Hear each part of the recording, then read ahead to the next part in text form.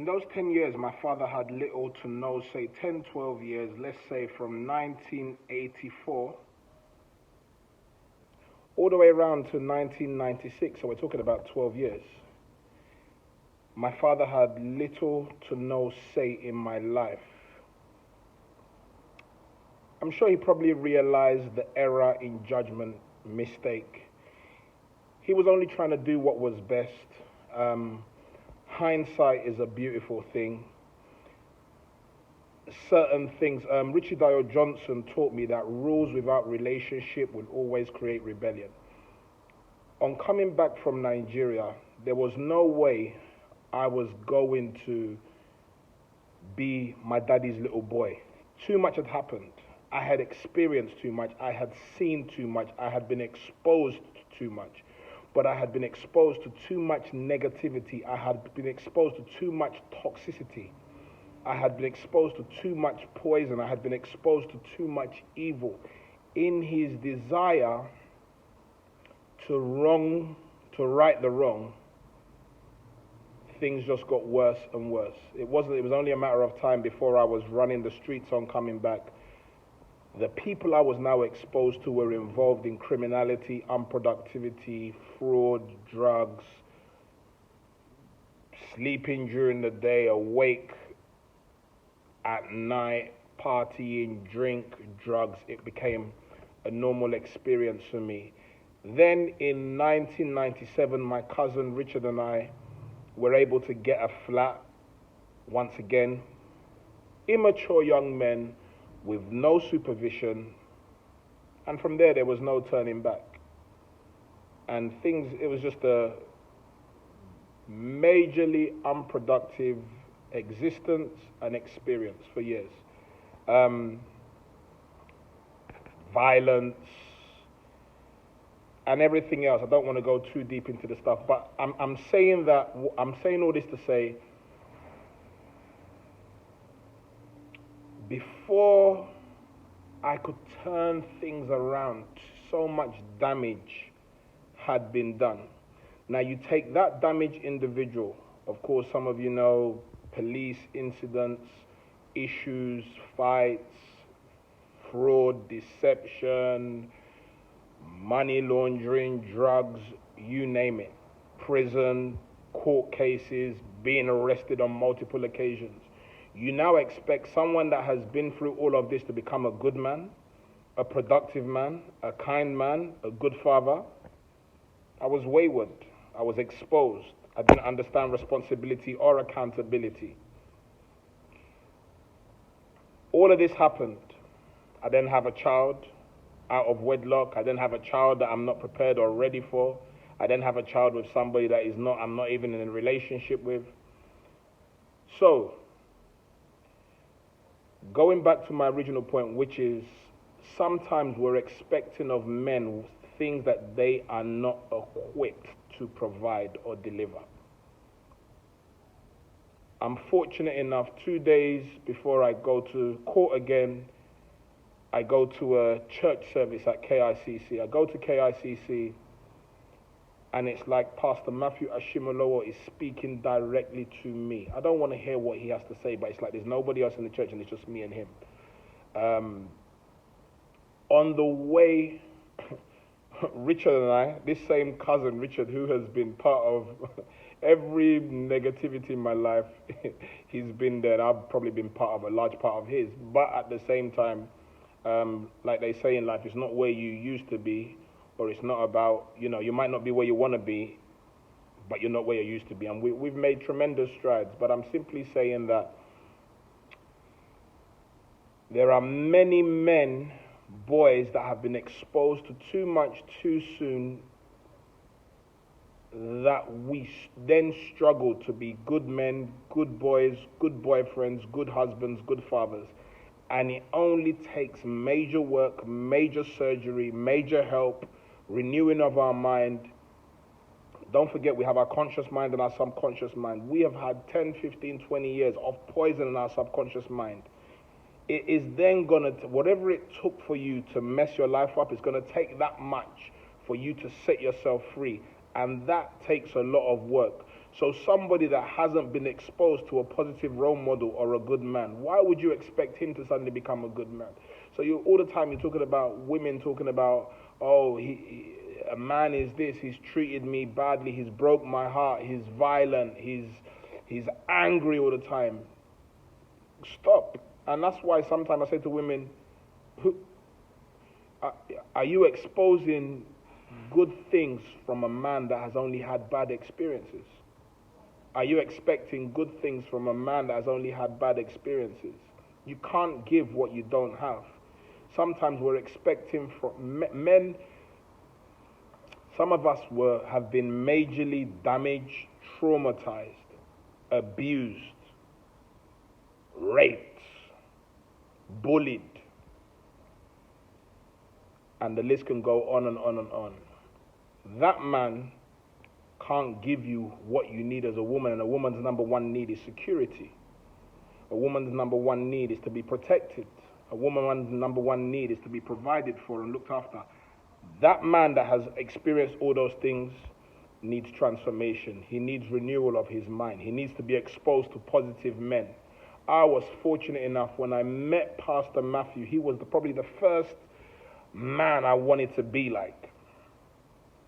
Then I met other men. Then I met Pastor I.K. Wanze. And then he played a major role. We used to sit in his house till early hours of the morning. At first, also, when I started going to church, I didn't fit in church. Church just didn't feel right for me. Just felt like a bunch of people that love God and, they were just happy-go-lucky people that had never done anything wrong. I couldn't relate. I struggled. But there were a few good men that didn't give up on me. There were men in the church that judged me and made me realize and recognize that nothing good can come out from you. And sometimes I feel like in the church we're not equipped to handle everybody and anybody that comes in. So then I had Pastor Matthew was somebody I observed from a distance. I could listen to his messages every week, but I shadowed his behavior. I probably speak today, a lot of it has a lot to do with Pastor Matthew because I heard him speak every 2-3 times a week. I took notes vigorously 2-3 times a week. I read his books voraciously, consistently for a couple of years. Pastor I.K. Wanze, another person, he let me come into his house so I could be exposed to how a man lives with his wife and his children. Then I met Richie Dio Johnson. May his soul rest in peace. He's another person that brought me into his house. So see, things are starting to change now because I'm now being exposed to men who are saying, come close. Young man, this is how you wear a suit. This is how you tie a tie. Young man, they were kind with me. They were patient with me. They were generous with me. Then I met Charles Kieran. I remember meeting Charles Kieran in a hotel. When Charles Kieran started inviting me to hotels to meet with him, I felt so uncomfortable. I felt so out of place. I used to notice him. He would never have a big biro. I used to come and meet Charles Kieran and I have a blue bag. You know the blue bags that you get from the corner shop? And Charles Kieran would say, young man, don't ever come and meet me again with one of these your blue. I used to have these blue bags, because I didn't understand that I could have a folder or a briefcase. So men taught me. Richie Dio Johnson, Charles Kieran, Pastor I.K. Wanze, Pastor Matthew Ashimolowo. Most of them also got me into personal development. So then I started being exposed to other men, T.D. Jakes, Miles Monroe. The list can go, Les Brown, Zig Ziglar, Brian Tracy. The list goes on. Each time I'm being exposed to these men, my mind is changing, my soul is changing, my subconscious mind is being changed, and I'm starting to learn about fatherhood. Still have issues, still have battles, still have struggles, still dealing with old habits, still have mess on the inside of me, but things are gradually starting to change. Charles Kieran is taking me to dinner. I'm observing, I'm watching to see how he uses a fork. I'm observing and watching to see how he uses a knife. I'm observing to see how he uses a napkin, how he drinks. You don't just slurp tea or coffee, or how you cross your legs, how you shake hands, how you smile, how you sit in the seat. Over a period of time, I start being comfortable in this environment. I'm observing them speak. I'm learning. I've been so fortunate. And many young men, many fathers have not had the exposure I have had to these men. I'm able to ask them about being a father. I'm able to ask them about being a husband. I'm able to say to them, sir, I messed up. I'm able to, speak to them about responsibility, about discipline. Many people don't get this opportunity. So sometimes you want a great man from a man that has only experienced negativity, and it is not the reality. So in summary, I am where I am today because I have been exposed to many good and great men. I've been able to ask questions about fatherhood, about being a man, about being productive, about being responsible, about being accountable. And the reality is, I didn't have that close relationship with my father. So I didn't learn these things from my dad. I knew one thing I learned from my dad was integrity. And I've learned more about my father's integrity, his kindness, since he passed away, through stories that people have told me. But remember, there was 10, 12 years. And then those 10, 12 years, when I came back, because I moved out a week after coming back, me and my father were at war with each other. We were angry with each other. We battled back and forth. I wasn't going to stand down. You ain't been there for 10, 12 years. Suddenly you think you're going to tell me what to do. That's not going to work. So it's with the other men that I've been able to come full circle and be who I am today, and been able to take the lessons and the mistakes to become a better man. For example, my first son, he hasn't had the best father in me, because in the time that he's been growing up, I've been struggling with myself. It's only now that I'm really getting a grasp of what it means to be a father and a dad. So, women, I'll also say to you, in choosing who you want to be with, you may be choosing a man that is really damaged and he can't give you what he doesn't have.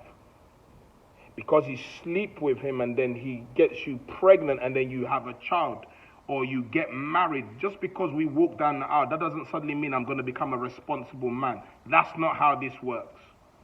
I can go on and on and on. So just in reflection, I will be eternally grateful for the men who have stepped in the gap and helped me and assisted me to become who I am today. And just for the men out there, who is assisting you, who is helping you, who have you been exposed to, who can you talk to? And for the young men that are coming up, what example, what behavior are they shadowing? Let me stop there, guys. Please feel free to leave comments. If you want me to do more of these, I will, but it's just as Father's Day is coming up. And one thing Charles Kieran said on the call this morning is, being a father sometimes is the most thankless role you will take on, because we don't get a lot of appreciation. Mothers are appreciated, women are appreciated all the time, but dad is just supposed to do what dad is supposed to do. The father is just supposed to do what the father is supposed to do. We have one day that you set aside for us. And sometimes in your home, it's just so nice that someone would just say, Dad, I acknowledge mum, husband, partner, boyfriend. I acknowledge everything you do. I just want to say thank you. I don't take it for granted, because there are many people out there that don't have the privilege of having a man like you around. All right, folks, I think that's 3 parts. That's more than enough for a day. God bless.